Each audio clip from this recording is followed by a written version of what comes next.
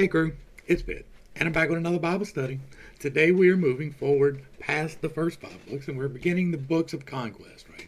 We're beginning the books where Israel takes possession of the land. They are going to cross the River Jordan, and they are going to take possession of the land. So, before we begin, if you are unfamiliar with what we are doing here, I am having a very unconventional Bible study. I hold unconventional beliefs, and I would hate for your feelings to get hurt. You should probably start in Genesis, simply because it's hard to keep up if you don't. You're more than welcome to jump in now. We're about to dive into Yeshua.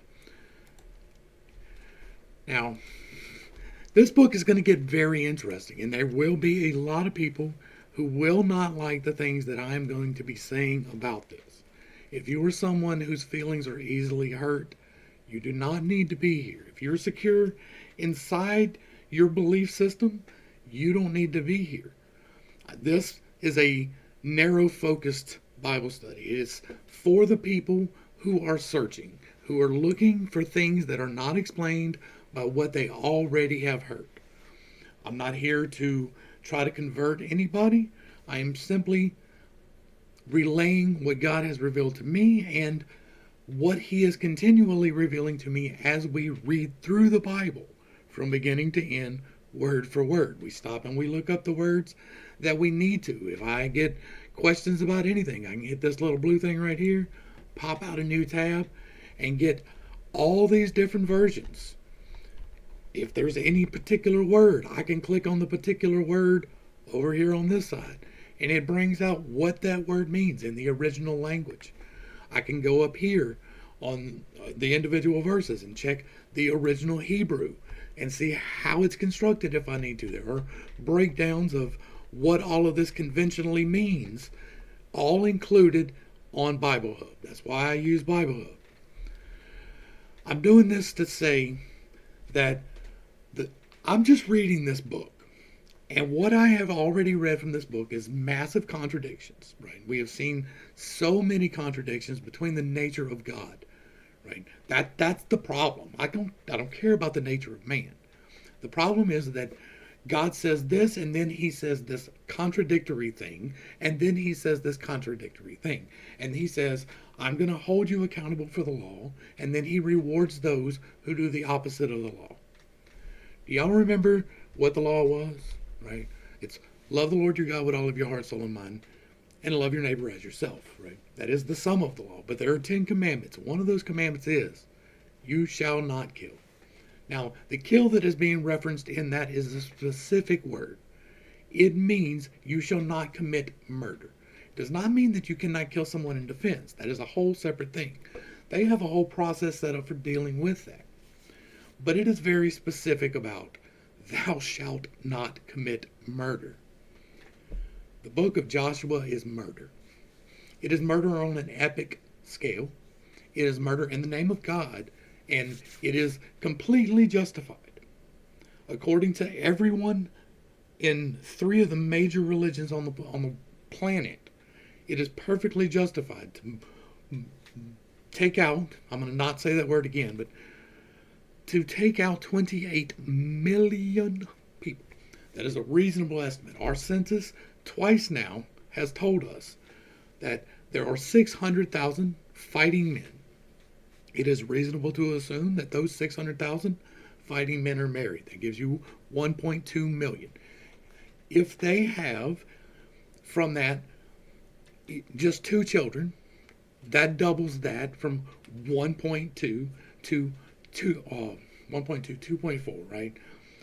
It is reasonable to assume that they have grandparents, because we are told they have grandparents, but there are also people involved who are under the age. And now we're going to make the reasonable estimate of 3 million. It is reasonable to estimate that there are more than 3 million involved, because they could have had more than 2 children. It is very common, in fact, to have more than 2 children. And so it is reasonable to assume that it is 3 million. That is a low-end estimate that is reasonable. It is reasonable to assume that it could be as high as 5 or more. 5 would be a high end for me, right? The 5 would be a high end estimate for me. That's like everything's perfect and you are being blessed and you've got all these kids and everybody's healthy and all of that, right? So we are told that the lands that they are going into, these people are greater than them, and there are 7 or 9 different peoples listed, and the reasonable estimate for those peoples, right? If we're looking at 3, is 28 million in possession of the land now. That's a reasonable estimate, low end reasonable estimate for both of those. And they are told to go in and completely eradicate everything.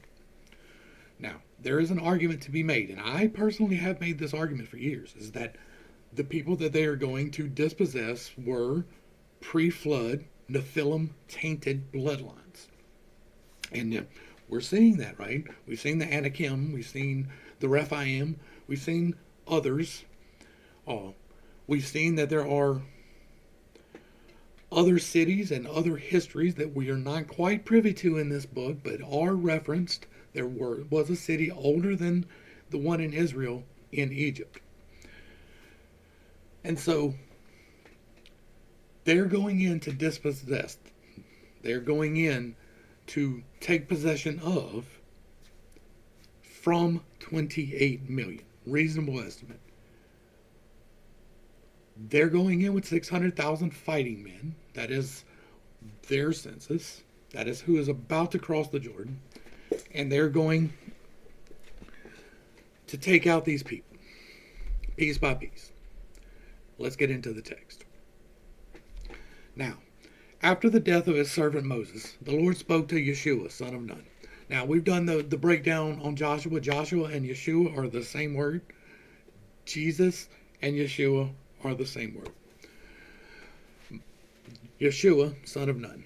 Moses' assistant, saying, Moses, my servant is dead. Now, therefore arise, you and all these people, and cross over the Jordan into the land that I am giving to the children of Israel.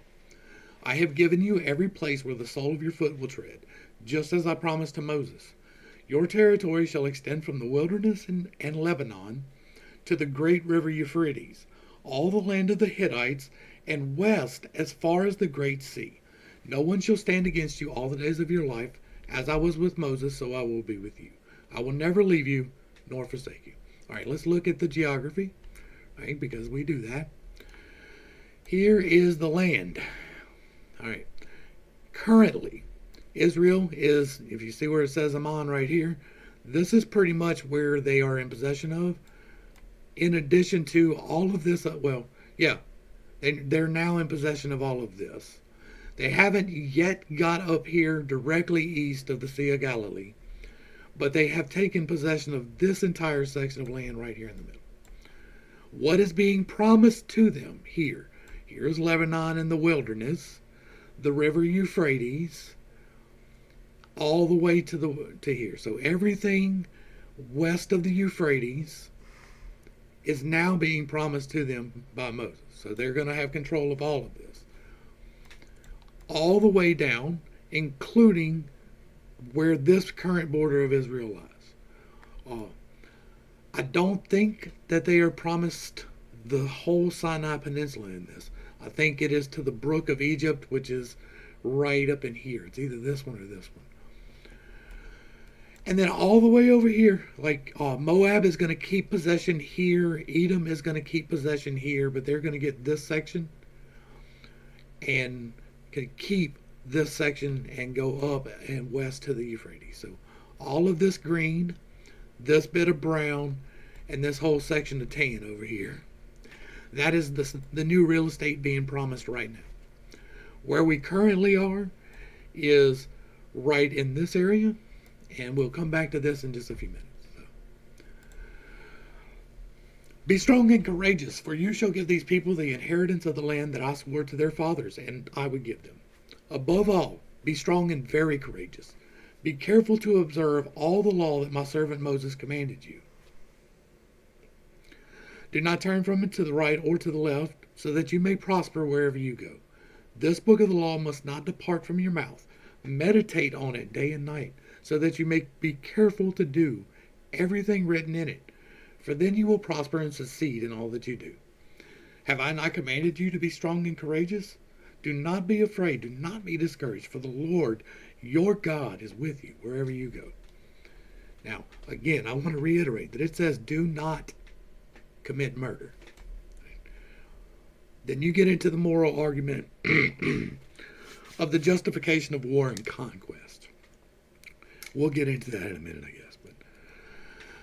And then Yeshua commanded the officers of the people, go through the camp and tell the people, prepare your provisions, for within 3 days you will cross the Jordan to go in and take possession of the land that the Lord your God is giving you to possess.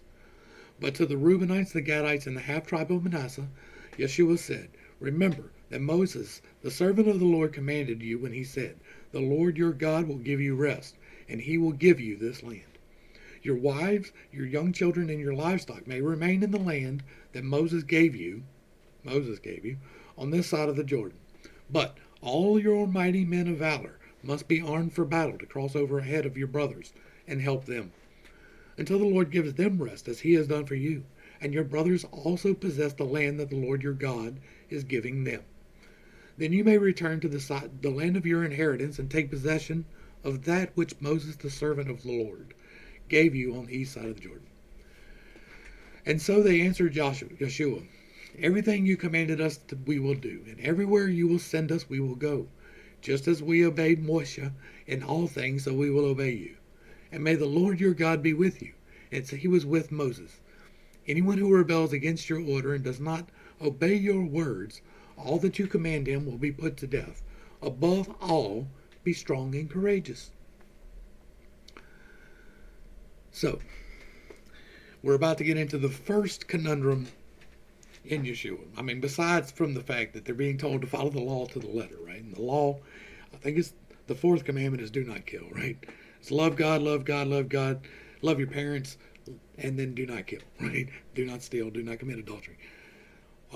And so they're being told, follow these commandments, and then they're told to have faith, be strong and courageous, and that God is going to fight their battles for them. And what's the first thing they do? What's the thing that kept Moses from being able to go into the land? Yeshua was one of the spies the last time, and he's sending out the spies this time. Then Yeshua, son of Nun, secretly sent 2 spies from Shittim, saying, go, inspect the land, especially Jericho. And so they went and entered the house of a prostitute named Rahab and stayed there. Yeah, they were there to spy out the land. And it was reported to the king of Jericho, behold, some men of Israel have come here tonight to spy out the land. So the king of Jericho sent to Rahab and said, bring out the men who came to you and entered your house, for they have come to spy out the whole land. But the woman had taken the 2 men and hidden them. So she said, yes, the men did come to me, but I did not know where they had come from. At dusk, when the gate was about to close, the men went out, and I do not know which way they went. Pursue them quickly, and you may catch them. But Rahab had taken them up to the roof, and hidden them among the stalks of flax that she had laid out there. And so the king's men set out in pursuit of the spies along the road to the fords of the Jordan. As soon as they had gone out, the gate was shut. So let's look at it. Right?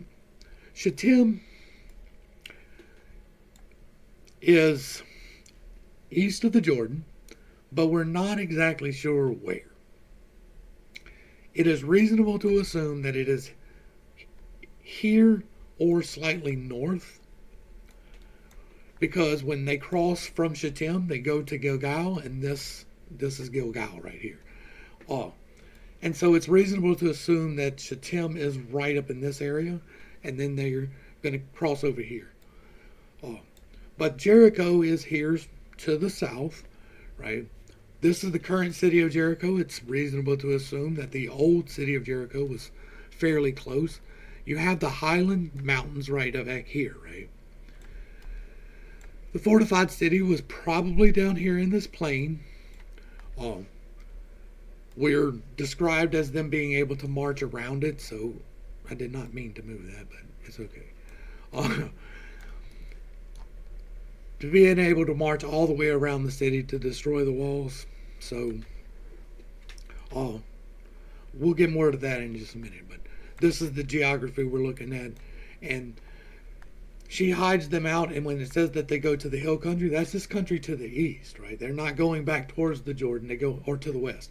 They're going back towards the west to hide in the hills so that they're not found. And this is some pretty desolate area. But if you were going to spy out the whole of the land, then you would go that way, and then you would come back. And so the king's men set out in pursuit of the spies along the road to the ford of the Jordan, right? Which would put that, like, this is the Jordan. I think that they have an artificial dam in here that is causing this irrigation center right here. So, I'm not sure where the ford would be. Like, it looks like there's a road or something here. That might be no, that's another river. Probably where one of these roadways cross now was the ford. It's not that big of a river, right? It's not small, but it's not that big. Let's pop in and look at it real quick.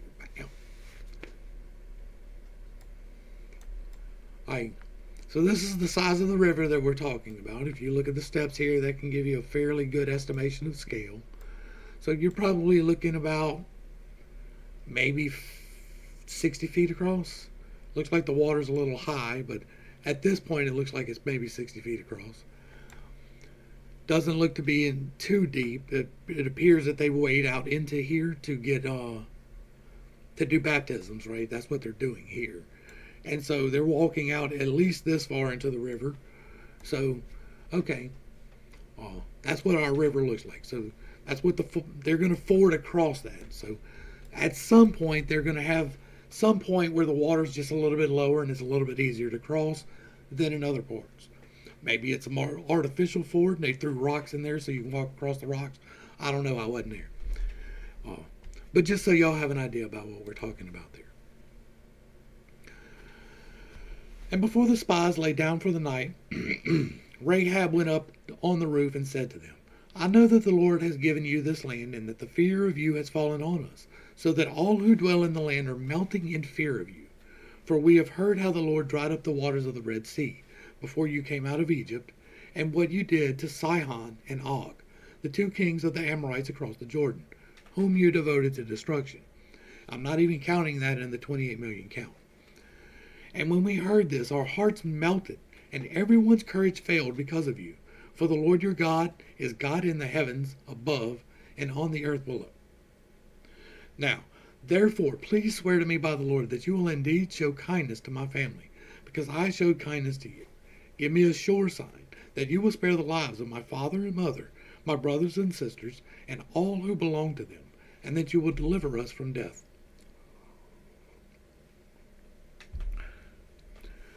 Our lives for your lives, the men agreed. If you did not report our mission, we will show you kindness and faithfulness when the Lord gives us the land.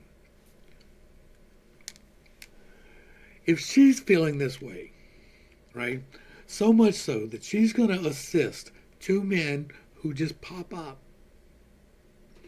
and are doing whatever, she don't trust them with her mother and father and her brother and her sister to save their lives. And she's willing to tell them that the entire land is scared.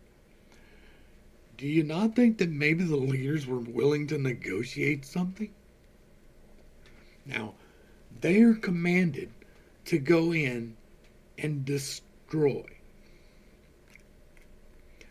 And then Rahab let them down by a rope through the window. So since the house where she lived was built into the wall of the city. This is a very important verse for the context going forward. The house was literally built in the wall. Not next to the wall, not around the wall. It was part of the wall.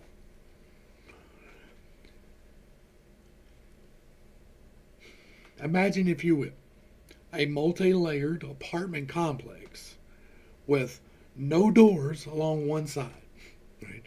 And this apartment complex goes all the way around the city. So your wall is not just like When we think of a wall, we're thinking of a wall, but it's not like that, right? It's like houses. Your wall is a house. It is a continuous house all the way around with multiple layers to the house because she has to let them down by a rope. And so it's high off the ground. So these high, unbreakable walls of Jericho was the homes of the inhabitants of Jericho. It's important to remember that as we go forward and remember what happens to the walls of Jericho.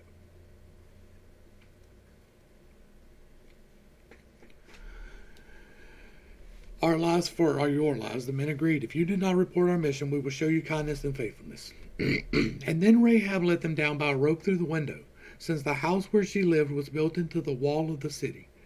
Go into the hill country, she said, so that your pursuers will not find you. Hide yourself there for 3 days until they have returned, and then go on your way. And the men said to her, we will not be bound by the oath you made us swear, unless when we enter the land you have tied this scarlet cord to the window through which you let us down, and unless you have brought your father and mother and brothers and all of your family into your house. If anyone goes out of the door of your house into the street, his blood will be on his own head, and we will be innocent. But if a hand is laid on anyone with you in the house, his blood will be on our heads. And if you report our mission, we will be released from the oath you made us swear. Let it be as you say, she replied, and she sent them away. And when they had gone, she tied the scarlet cord in the window. And so the spies went out into the hill country and stayed there 3 days, until their pursuers had returned without finding them, having searched all along the road. Then the 2 men started back, came down from the hill country, and crossed the river. So they came to Yeshua, son of Nun, and reported all that had happened to them. The Lord has surely delivered the entire land into our hands, they said to Yeshua. Indeed, all who dwell in the land are melting in fear of us. All of them.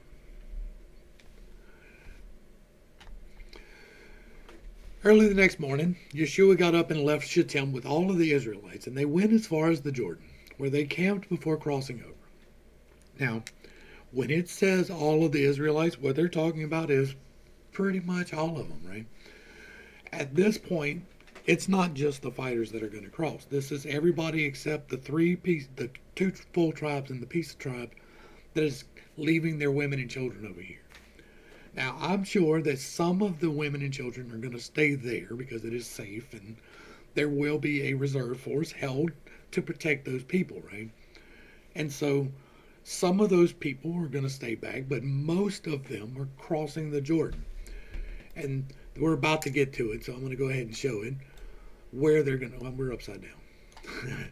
That happens often in Google Earth. But we're over here with the entirety of Israel, and we're about to cross the Jordan into Gilgal, right here, which is north of Jericho.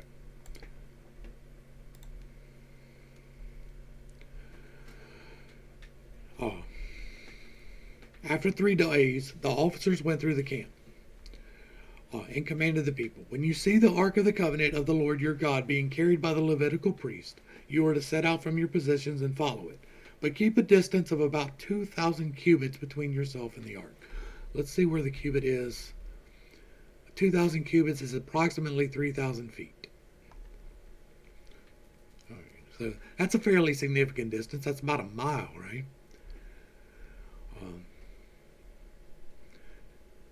Do not go near it so that you can see the way to go, since you have never traveled this way before. And then Yeshua told the people, consecrate yourselves, for tomorrow the Lord will do wonders among you.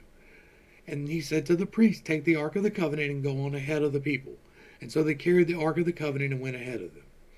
Now, the Lord said to Yeshua, today I will begin to exalt you in the sight of all Israel, so that they may know that I am with you, as I was with Moses.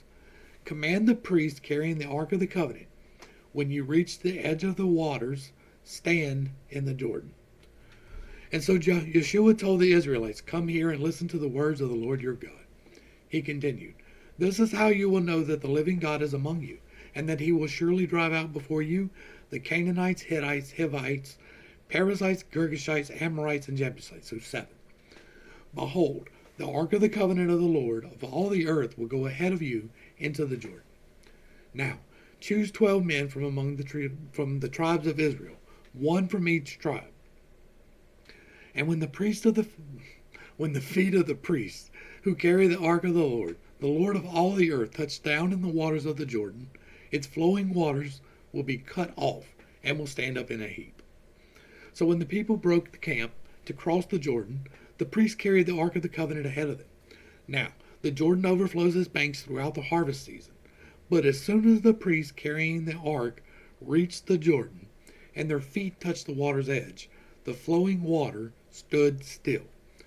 It backed up as far upstream as Adam, a city in the area of Zarethan, where the water flowing towards the sea of Arabah, the Salt Sea, was completely cut off. So the people crossed over opposite Jericho. The priests carrying the ark of the covenant of the Lord stood on firm ground in the middle of the Jordan, while all Israel crossed over the dry ground. The entire nation had crossed the Jordan. Let's look at it. Okay. So, what we are getting from the text is not what we're going to get from the text. What's about to happen is we're going to be told that they're at Gilgal, up here. What we were just told is that they crossed the river opposite of Jericho. This is opposite. I would even accept this as opposite. But this, I guess you could go opposite to the north, but that's not crossing the river opposite, right? Maybe it is. Maybe that's considered opposite. Maybe I'm wrong. Y'all let me know in the comments about that. But this is where they cross. Because they cross the river and then they're in Gilgal and they have to stay there for a bit.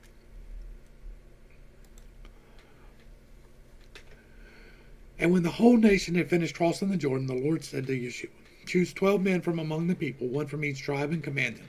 Take up for yourselves 12 stones from the middle of the Jordan where the priests were standing. Carry them with you. Set them down in the place where you spend the night. So Yeshua summoned the 12 men he had appointed from the Israelites, one from each tribe, and said to them, cross over before the ark of the Lord your God into the middle of the Jordan. Each of you is to take a stone upon his shoulder, according to the number of the tribes of Israel, to serve as a sign among you. In the future, when your children ask, what do these stones mean to you? You are to tell them, the waters of the Jordan were cut off before the ark of the covenant of the Lord. When he crossed the Jordan, the waters were cut off. Therefore, these stones will be a memorial to the Israelites forever. Thus the Israelites did as Yeshua had commanded them. They took up 12 stones from the middle of the Jordan, one for each of the tribe of Israel, just as the Lord had told Yeshua, and they carried them to camp, where they set them down. Yeshua also set up 12 stones in the middle of the Jordan, in the place where the priest who carried the ark of the covenant stood, and the stones are there to this day. Now, the priest who carried the ark remained standing in the middle of the Jordan until the people had completed everything the Lord had commanded Yeshua to tell them, just as Moses had directed Yeshua. The people hurried across, and after everyone had finished crossing, the priest of the ark of the Lord crossed in the sight of the people. The Reubenites, the Gadites, and the half-tribe of Manasseh crossed over before the Israelites, armed for battle as instructed them. About 40,000 troops armed for battle crossed over before the Lord into the plains of Jericho. Okay, so we have a contradiction. We were told that all, except for these few, right? Like, I was making a reasonable exception for these few because they're going to, that's what this says right here. These people stay, but the rest go. Well, where's the rest of the troops? Did you leave 360,000 of them to guard the land? And you're sending 40,000 of them to go conquer 28 million? Is that what's happening? Maybe. They're expecting to just go in here and walk over everybody, right? This is an impressive army. 40,000 people is still a lot of people, right? It's not nearly 600,000. But that's still a lot. A lot of people. 400,000 people is still bigger than a lot of cities. right? So, or 40,000. 40,000 is a good sized city, right? Not bigger than most cities. Like most large cities are bigger than that, but that's a good sized city. 40,000 people. That's what, 400 legions? That's a lot. And they're expecting to just go in here and walk over because they have got reports from their scouts that everybody is fearing them. Because when they crossed Egypt, the waters dried up. Wait, hold on. There's something about that, though.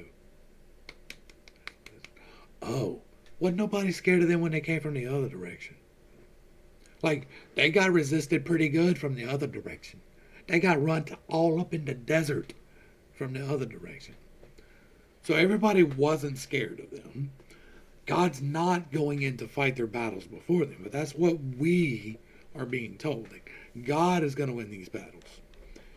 And I'm not saying that God can't. I'm not even saying that the entity that they serve can't. I'm just saying that the evidence is different than the testimony. And on that day the Lord exalted Yeshua in all the sight of Israel, and they revered him all the days of his life, just as they had revered Moses. And then the Lord said to Yeshua, command the priest who carry the ark of the testimony to come up from the Jordan. And so Yeshua commanded the priest come up from the Jordan. And when the priests carrying the ark of the covenant of the Lord came out of the Jordan, and their feet touched the dry land, the waters of the Jordan returned to their course, and overflowed all the banks as before. We have talked before about how I believe that magic is the willful manipulation of electromagnetic energies. I believe that there was an advanced technology that came from an advanced peoples that we don't have access to currently. That is not to say that it was some sci-fi type deal, but I do believe that they were off-world. The lore tends to confirm that from a couple of different sources, so I'm going to go with that until I am proven wrong. And yeah, prove that, right? But it appears that these people who came down and walked with men and guided them until men became knowledgeable and they got mad about it. Up until that point, they were guided, and then they were commanded, and now they're being guided again. But they're not being guided by the good guys. They're being guided by the wrong guys. But this guy has access to the knowledge, and he has given it to Moses. Moses used it to direct the flame. The flame, which guided them, and the pillar of smoke and the pillar of fire, right? That was a manipulation by Moses, as testified by the book, right? Because the Midianites guided them. You want to know why they destroyed the Midianites? Because the Midianites knew the use that Moses was putting, right? Like the tools that he was using. And they also knew that they weren't guided by God in the wilderness, because they were guiding them in the wilderness. And so they went and wiped out the Midianites. Leave no witnesses. It's a repeating theme. But I believe that these priests have access, right? The Ark of the Covenant, we talked about in Exodus, about how I believe that that is a battery, capacitor, storage device, and discharge device that is used with a crystal called the shamir. And that this crystal, in my estimation, is uranium quartz. It holds radioactive properties, and it can direct the energy gathered by the ark in different ways. And one of those ways is to manipulate fluids. We can do that with electromagnetics now. We can do that with harmonics now. Sound has power. I've got a whole video on the nature of harmonics. And so what they do can be explained by the theory I have placed forth. Them going forth with the ark is doing the same thing that Moses did when he parted the seas. If it wasn't Baal. Because they did go across from the mountain of Baal to get it done. Now, it may be that your boy Baal is the guy that they're dealing with. They do tend to do that too. All right, we're going to do Gilgal and probably the next, yeah. And on the 10th day of the first month, the people went up from the Jordan and camped at Gilgal, on the eastern border of Jericho. And there, at Gilgal, Joshua set up the 12 stones they had taken from the Jordan. And then Joshua said to the Israelites, in the future, when your children ask their fathers, what is the meaning of these stones? You are to tell them, Israel crossed the Jordan on dry ground. For the Lord your God dried up the waters of the Jordan before you until you had crossed over, just as he did to the Red Sea, which he dried up before us until we had crossed over. He did this, so that all the peoples of the earth may know the hand of the Lord is mighty, and so that you may always fear the Lord your God.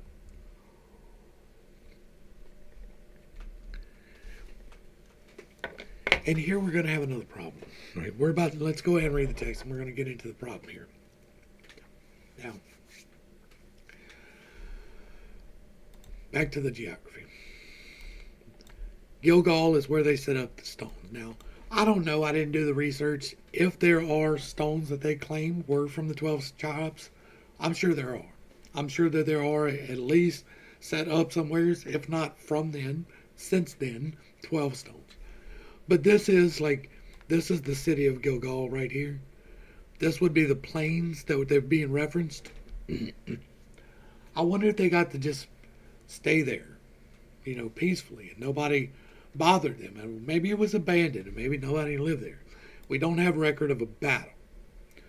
But what happens next is a little bit funny, because they are entering this land in order to conquer it. And Jericho is right here. Let's see if we can get a measurement on this, right? This is Jericho. Let's pull this down a little bit. This is Jericho. Let's just go from there to here. And so 8 miles away, as much as 10 miles away, right? 8 to 10 miles away. Let's go ahead and, how do I turn that off? I'll just right there. All right. All right. So, this is where they are coming to camp with all of their fighting men there. They've got all of Israel there. Somehow, it's not quite as many as we've been led to believe. But what's the first thing you do in the presence of your enemies, the people who you are here to conquer? You show this great sign and wonder and dry up the river from here south. That's what's being said. They dried up from here south. So all of this back dried up, and then all up here backed up. So everybody knows what just happened. And you cross over, and you camp out. So what's the first thing that you're going to do? And at that time the Lord said to Joshua, make flint knives and circumcise the sons of Israel once again. And so Joshua made flint knives and circumcised the sons of Israel at Gibeath Haraloth. Now, this is why, let's look at this D right here. Gibeath Haraloth means the hill of foreskins. Because, we just cut off the tip of the tip from at least this many people, right? We're going to go by this estimation now. So, now this is why Yeshua circumcised them. All of those who came out of Egypt, all the men of war, had died in the journey in the wilderness after they had left Egypt. Though all who had come out were circumcised, none of those born in the wilderness on the journey from Egypt had been circumcised. First off, we know that the 40 years is not true. I've already been through that. We've already talked about that. I'm not going to deep dive into that, but from Moses' own mouth, the people who are crossing the Jordan right now are the same ones who witnessed. The same ones who left were circumcised, but they didn't circumcise their kids. Like all of these people, right? All of these people believed in this God enough that they left the relative security of being provided for in Egypt for the obscure promise of a land that they are just going to take possession of. They wander through the desert. They are given the laws. They witness all the miracles, and yet they don't keep the circumcision. They have kept the circumcision in slavery for however long it was. And as soon as they are cut free, they forsake that. That's what happened. or you're creating whole from a people who were not a people who are. Can a nation take birth in a day? Can they? For the Israelites had wandered in the wilderness 40 years, until all the nation's men of war who had come out of Egypt had died. And since they did not obey the Lord, so the Lord vowed never to let them see the land he had sworn to their fathers to give us, a land flowing with milk and honey. And Yeshua raised up their sons in their place, and these were the ones he circumcised. Until this time they were still uncircumcised, and since they had not been circumcised along the way. And after all the nation had been circumcised, they stayed there in the camp until they were healed.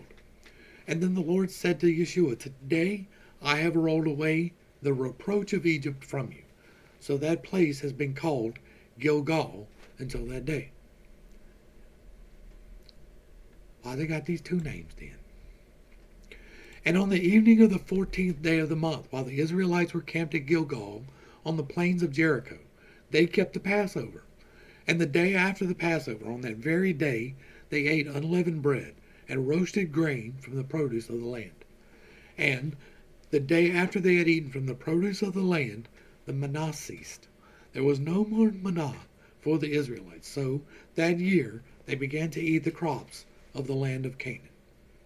Now, when Yeshua was near Jericho, and he looked up and saw a man standing in front of him with a drawn sword in his hand, Yeshua approached him and asked, "Are you for us or for our enemies?" "Neither," he said.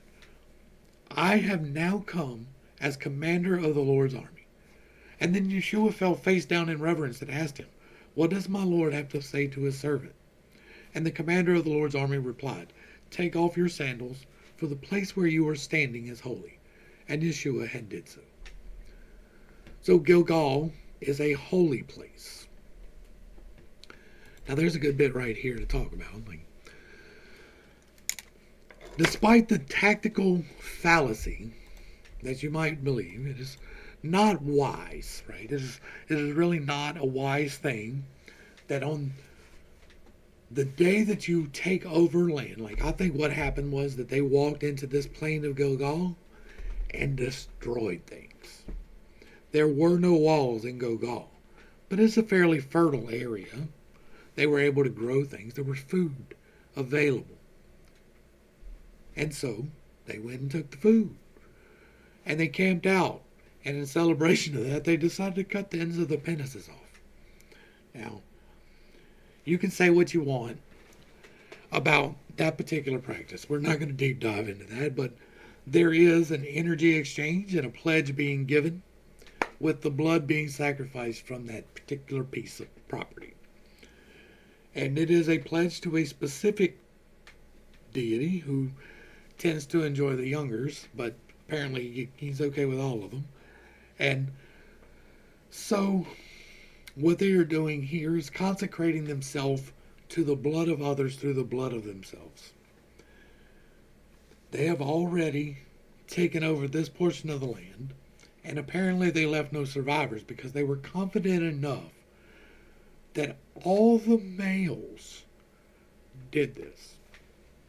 Now, as a dude, I can tell you that being kicked in the nads is a significant problem. I can tell you that catching any piece of that in any part of your zipper is enough to bring tears to your eye and leave you incapacitated for a little while. I can imagine that cutting a large chunk of that out is going to cause some problems for some people for a couple of days at least. But they just stay there in the land of their enemies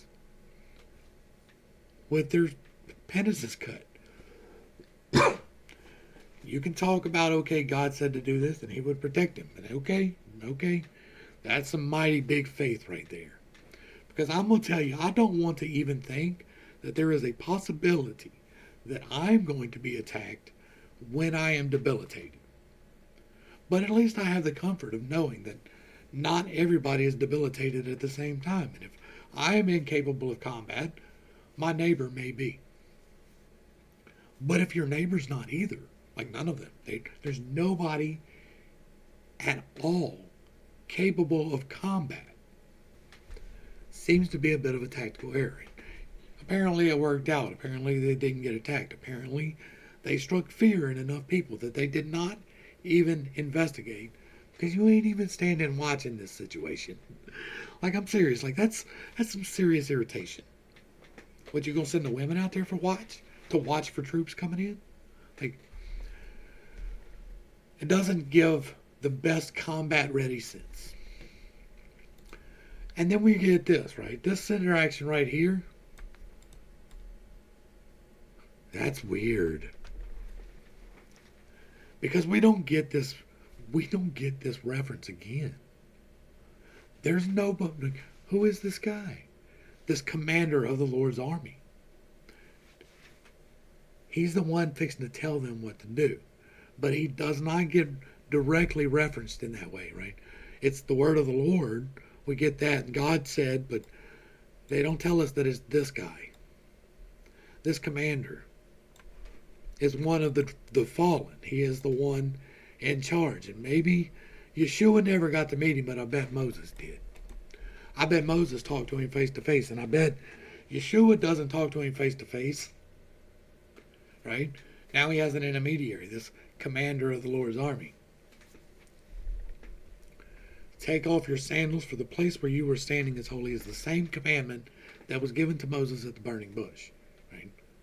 It's the same commandment that is repeated several different places. And so it's an important thing to note that the angels don't tell you to do that. Right? All right. This is where we're going to wrap today up. I believe that we have made a good start into Yeshua. This is going to be the one, y'all. Like, some people are going to get very much upset about this one. Because what is coming, and we're just going to talk about what's coming when it comes, but it's bad. Like, I took the liberty of reading ahead again, right? I've read through the Bible several times with those lenses on, the ones that we are taking off now. I've read through the Bible many times, both in part and in full, and never had before seen the things that I see going forward. Like, whoa. When we get to David, like, that is not nearly the story that I remember from Bible school or from Bible studies, right? From Sunday school and Bible studies, and from the pastor at the, what this book actually says and what we have been taught is not the same. This entity that Yeshua is serving is a blood god. Badly. The commandment is do not kill. Do not commit murder. Unprovoked aggression with the destruction of life is murder. If you are aggressing upon someone else, you are in the wrong. If you are defending from aggression, you are correct. That is the defining characteristics of whether violence is whether you can use it or not. We'll go that way. My voice doesn't want to work right on that. That's the defining characteristic. You are allowed to defend yourself. Now, sometimes aggression is a defense. If you know that this person is crazy, but they have not yet come at you, and they start coming at you, and they are not waving a gun, but they're coming to take you out, what do? You use the aggression necessary to put an end to the force. That is not what we are walking into in this book. By any means, even taking out the corrupted bloodlines, many of these peoples are descendants of the same people. The only justification is the one given way back in Genesis, which is not a good one. This whole thing is the usurpation of a birthright. The firstborn is being taken out of the equation. That is against the law Moses laid down in Deuteronomy. Once again, we have a book contradicting another book. It happens a lot. That's why they're read separately and across time, so that you don't put these pieces together like you should. And that's where we're going to go ahead and wrap this one up. I know I hold unconventional beliefs. I know that I step on toes. It is not intentional. If anything we talked about today hurt your feelings, then you are not going to want to stick around for the rest of this Bible study. It gets wilder from here, I promise you. And when I get to talking about the justifications and the things that they're doing in this book, it is definitely not what you have heard before. To the crew, thanks for hanging out. I appreciate every single minute that you are here with me, and I am praying for you every single day. I love you. God loves you. And you are perfect, whole, and complete just the way that you are. This has been Bit State. Peace.